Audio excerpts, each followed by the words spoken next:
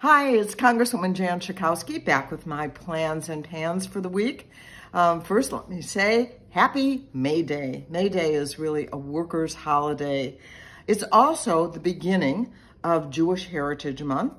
It is also the beginning of Asian American Heritage Month. And it is also the beginning of Older Americans Month. And as the co-chair of the task force on aging and families, I'll be doing a lot this month to highlight what we have in store, good things for older Americans. I also wanted to tell you that this was a great week. I thought the president's speech was amazing, transformative, progressive. Now, usually we have a guest in past messages to the full Congress, to both houses of Congress, on the floor of the House to bring a guest that sits in the balcony. Well, we had virtual guests this year, and mine was this fabulous woman from the 9th Congressional District. Name is Jana Soloveyich.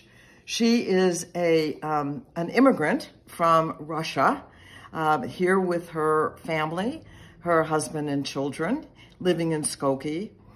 And what we wanted to highlight were the things that she has really benefited from the American Rescue Act. A couple of things. One, she wanted to highlight the vaccinations and what they meant to her, because for the first time, the grandparents can be with her children, grandparents in the same room at the same time, not virtually, but with the children. Also, she will benefit from the child tax credit. They're not low income, they're middle income, but you know that the child tax credit is also going to cut poverty of children in the United States in half. So that is great. And also getting her children back to school. She saw that as a success of the Biden administration. So we heard so much about the family-friendly things that have been done and the business-friendly things, but the president talked about other things as well. He talked about justice in policing. We talked about the outcome of the George Floyd trial last week, and thank goodness we were able to take a deep breath and see that his murderer was convicted. But we need to pass law. He also talked about immigration and the importance of making sure that we are at the very least, able to protect our dreamers. And of course, he also had an amazing message for the LGBTQ community. I've told you before, I'm the proud grandmother of a trans young man, a fabulous young man. And what the president said to him and other young trans people, know that the president of the United States has your back. I have to tell you, it actually brought tears to my eyes. He went through some that I also went through last week, the Jobs Act. But a couple of things I want to say. He spoke to the workers and he said, see yourself in this bill. Even if you don't have a four-year college degree or even a two-year college degree, there are jobs for you. He was talking to the electrical workers and he was talking to the construction workers. But the other thing he wanted to make sure we understood is that it works in conjunction with with our effort to address global warming and climate. And what he said is when he thinks about addressing climate change, he thinks jobs, jobs, jobs, clean jobs in our economy. And we're talking about millions of jobs being created. The other thing that he talked about was the American Families Plan. And one of the things he said is that 12 years of education is not really enough. What we want to do is to pay for 2 earlier years, the 3 and 4-year-olds, and the 2 years of community college paid for. So there was a lot of emphasis on education, which is so important.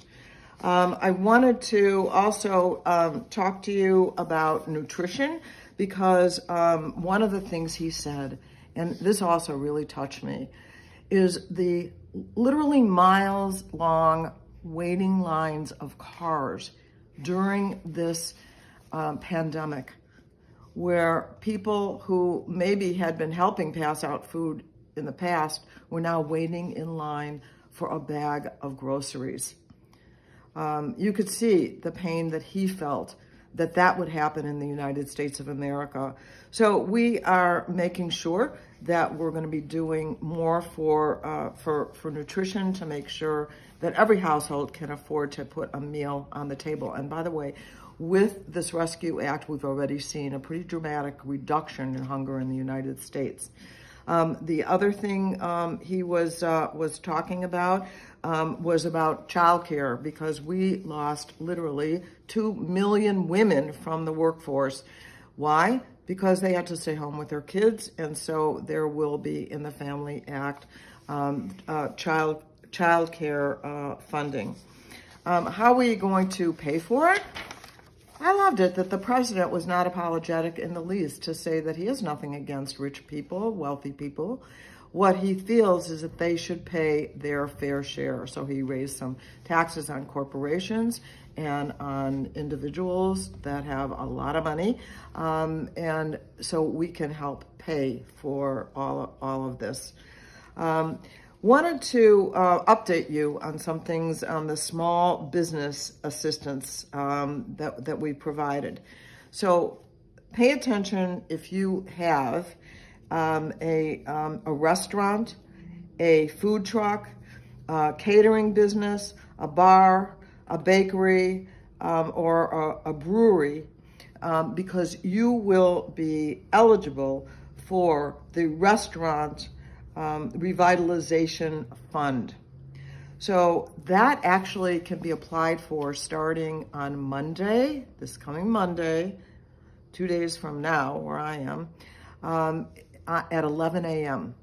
And information there will be a link on the screen, and it'll also be on my website under the coronavirus update page.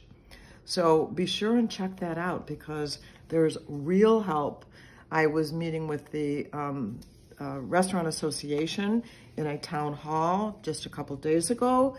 They were very, very excited about this new bill that has passed. So on the COVID front, there's some good news and not so great news. The good news is that now there are most places that deliver vaccines have walk-ins that people can go to, but you can also just get the list again on my website. There are more and more places that are available for people 16 years and older.